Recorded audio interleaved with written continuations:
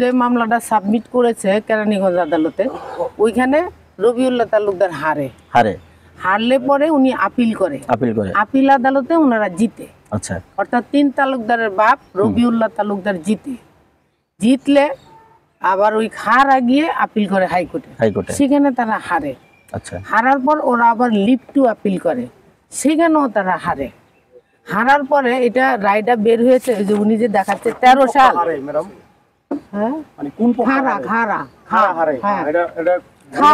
বলেছি আপনি খেয়াল করেন নাই, যে বলছে 13 সাল, 13 সালে হইলো লিভ টু আপিলটা দাখিল করা হয়েছে, আর রায় হয়েছে এই যে 2016 সালে।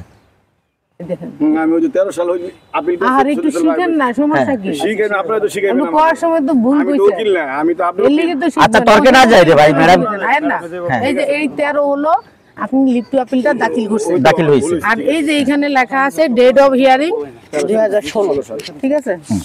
2016 সালে আমরা রায় পাইলাম। পাওয়ার পরে উনারা আর এটা জানে না যে এরপরে কি করতে হবে। কারা জানে না? বাদী পক্ষ 3 তালুকদার জানে না যে কি করতে হবে এখন। জি, এর মধ্যে দুলাল হলো মামলাটা করেছে ওনাদের বিরুদ্ধে। কি বিষয়? যে ওনারা আগে পাওয়ার দিয়েছিলেন, পরে আবার আপোষ বন্টন করছেন, আমার সাথে প্রতারণা করছেন। ওনারা যে পাওয়ার দিছে, পাওয়ার যে বাতিল করছে, এই কথাটা উনি অমিট করে গেছে। পাওয়ার একদম কমপ্লিটলি রেজিস্ট্রি ভাবে বাতিল করা হয়েছে, কোনোটা পাওয়ার এস্টাবলিশ হয় নাই। 12 সালে দিছে, 13 সালেই বাদ, মানে কয়দিন পরে এই বাদ, ঠিক মতো কাজ করে না দেখে। আমি কি ঠিক বললাম? হ্যালো, ঠিক আছে? হ্যাঁ, বাদের সব কপি আছে, আপনি যত কপি চাইবেন সব দিতে পারবো। এখানে একটা বান্ডেল করা আছে। বাতিল হওয়ার পরে 2টা পাওয়ার দেওয়া হয়। একটা পাওয়ার বাতিল করা হয়েছে কমপ্লিটলি, আরেকটা পাওয়ারে গিয়া, পাওয়ার মানে কি, আমি আমার ঘর তত্ত্বাবধান করার জন্য একজন টেক কেয়ার রাখছি, কেয়ারটেকারে আমি যখন খুশি বাদ দিতে পারবো। কেয়ারটেকার ওইটা যদি কয় না আমি যাবো না, এটা হইলো গাদ্দারি, এটা হইলো স্বৈর শাসকের সমান হয়ে গেল। কেয়ারটেকারে আমি বাদ দিয়ে দিলাম, কেয়ারটেকার ওইটাকে আমি বাদ হই নাই। কইয়া গিয়া সে কেরানীগঞ্জ আদালতে একটা মামলা করলো যে আমারে যে বাদ দিছে এই বাদ আমি মানি না। সেটা এখন সাক্ষী চলতেছে। সাক্ষী পর্যায়ে গিয়ে ওই মূল যে পাওয়ার যাকে দেওয়া হয়েছে সে মারা গেছে। আমরা সবাই জানি যাকে পাওয়ার দেওয়া হয়, পাওয়ার মরে গেলে কাগজও মরে যায়। এইটা ওনারা মানে না।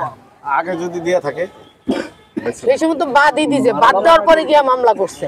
আমার কাছে কাগজ কথা বলবে, আপনি গান নাড়লে তো হবে না। 2013 দেখে 16 বানাই দিল, 16 রে 13 বানাইলো। আমার কাছে কাগজ আছে, কাগজ প্রমাণ হবে। ট্রায়ালে গিয়া যারে পাওয়ার দিছে সে আবার আকবর আলী মারা গেছে, আকবর আলীর যে ছেলে মেয়ে, এদের পাওয়ার নিয়ে সে সাক্ষী দিচ্ছিল। তখন ওদের যে জন্ম নিবন্ধন দেওয়া হয়েছে, একজনের বয়স 10 বছর।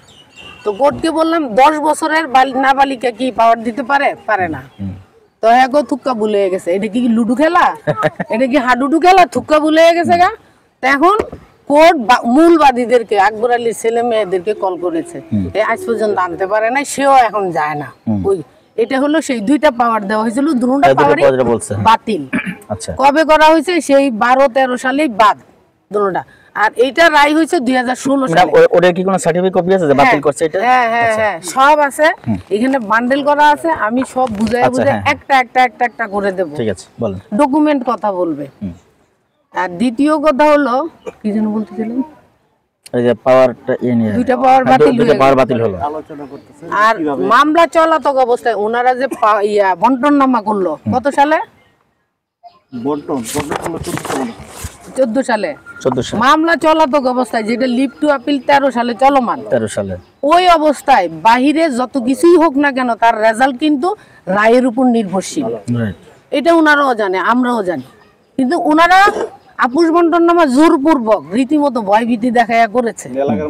করার পরে যাক মাইনা নিছে, ওনারা কিন্তু মেনে নিছে। এটা আমি কোর্টেও বলছি, স্যার করছে ঠিক আছে, আমরা মাইনা নিছি, তুই সুখ শান্তিতে থাক।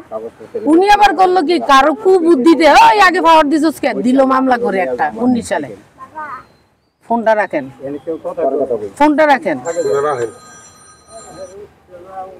2019 সালে গিয়া মামলা করলো। করার পর অ্যারেস্ট হলো ওনারা। অ্যারেস্ট হওয়ার পর জামিন হইলো। কেমনে জামিন হয়েছে, কি হয়েছে আমি জানি না। আমি আসছি 19 সালে এই মামলায়, ইন করেছি 19 সালে।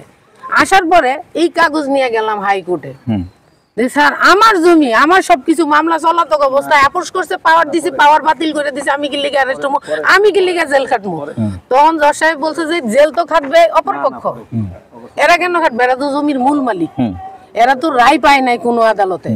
এই যদি লিভ টু আপিল পর্যন্ত গিয়ে রায় পাইয়া থাকি তখন পর্যন্ত তো ওরা এই জমির মালিক না, তাইলে এরা কেন জেলে যাবে। এই কথার উপরে মামলা স্টে হয়, দুলালের মামলাটা। আচ্ছা স্টে হওয়ার পর ওই বিচারপতি আমাকে বলছে আপনি মামলা করেন না কেন। আমার 2005 সালে সুপ্রিম কোর্টে এনরোল, আমরা একটা মামলা করছি ওনাদেরই জাল